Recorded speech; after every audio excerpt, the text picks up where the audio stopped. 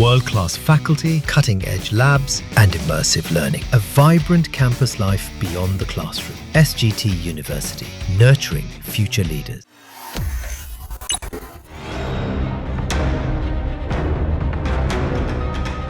दिल्ली के रिठाला में एक ऐसा भयानक हादसा हुआ जिसने हर किसी का दिल दहला दिया।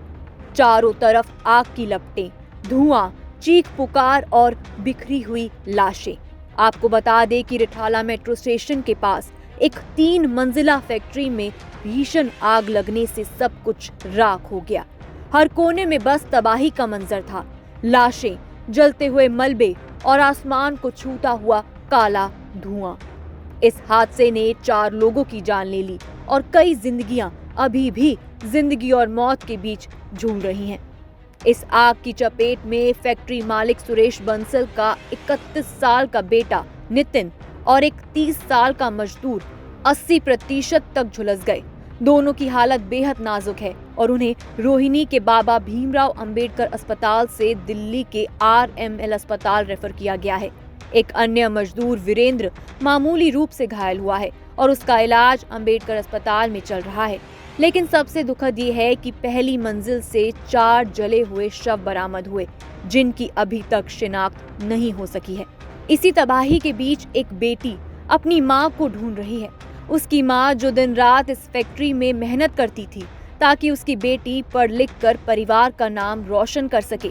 24 जून की शाम लगभग 7:30 बजे जब ये आग भड़की, तब से उस मां का कोई अता पता नहीं है। बेटी की आंखें नम हैं, दिल में डर है, लेकिन हिम्मत अभी टूटी नहीं। वो हर अस्पताल, हर कोने में अपनी मां की तलाश में भटक रही है। उसकी पुकार बस इतनी है, मां तुम कहाँ हो? आइए जानते हैं उनका इस पूरे हादसे पर क्या कहना है। इसमें आप काम करते थे? नहीं, मेरी मम्मी काम करती थी। तो आपकी मम्मी काम करती थी, तो आग लगने के बाद वो बाहर आई या नहीं, वो आई नहीं है। उनका कॉल भी नहीं लग रहा है। टोटल कितने लोग काम करते हैं?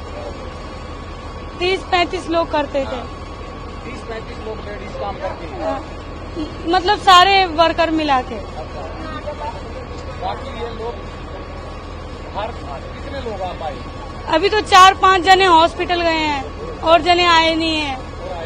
ये आग कितने बजे लगी? 6:30 बजे के करीब में लगा है आग। अभी तक कोई उनका पता नहीं? नहीं।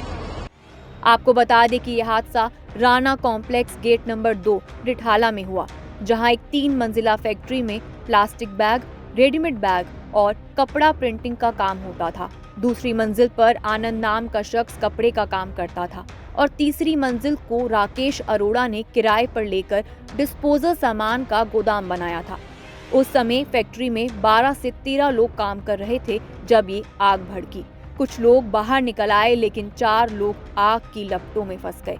वहीं दिल्ली फायर सर्विस को सूचना मिलते ही 16 दमकल की गाड़ियां मौके पर पहुंची, लेकिन आग इतनी भयंकर थी कि 8 और गाड़ियों की जरूरत पड़ी। दमकल कर्मचारियों ने जान जोखिम में डालकर आग बुझाने की कोशिश की, लेकिन हालात इतने खराब थे कि अर्थ मूवर से फैक्ट्री की दीवार तोड़नी पड़ी। देर रात 1:15 बजे सर्च ऑपरेशन में 4 शव बरामद हुए, जिन्हें अंबेडकर अस्पताल के शवगृह में रखा गया। बुधवार यानी 25 जून सुबह 6 बजे भूतल, पहली और दूसरी मंजिल पर आग काबू में आई और तीसरी मंजिल पर 9 बजे आग बुझाई गई। 12 घंटे की कड़ी मशक्कत के बाद आग तो बुझ गई, लेकिन अभी भी 8 दमकल की गाड़ियां कूलिंग और सर्च ऑपरेशन में जुटी हैं। आइए divisional fire officer AK Jaiswal, जो आग बुझाने के लिए वहां मौजूद थे, उनका इस पूरे हादसे पर क्या कहना है वो जानते हैं। ये प्लास्टिक और कपड़े का काम है। इसमें ग्राउंड फ्लोर पे शायद प्रिंटिंग का काम है, प्रिंटिंग प्लास्टिक, और उसके ऊपर कपड़े का काम होता है। अभी तो हमारे आने के पहले ये हम जब सीन पे आए हैं, हमने दीवार तोड़ के आग बुझाने की कोशिश की है, तो कुछ लोग बता रहे थे कि 2-3 आदमी कैट एम्बुलेंस के द्वारा हॉस्पिटल में भेजे गए। उनकी जानकारी के लिए हमने अपनी टीम भेजी है, नाम पता याद करने के लिए, पूछने के लिए। 15 गाड़ियां हैं और आग लगभग नियंत्रण कर लिया गया है, लेकिन अभी हम 2nd और 3rd फ्लोर पे एंट्री नहीं कर पा रहे हैं। वहाँ हीट ज्यादा है, तो उस पे हम एंट्री करेंगे। उसके बाद पूरा सर्च करेंगे कि अंदर कैजुअलिटी है कि नहीं है। वहीं आपको बता दें कि रोहिणी जिला पुलिस उपायुक्त राजीव रंजन के मुताबिक आग के कारणों का अभी पता नहीं चला है।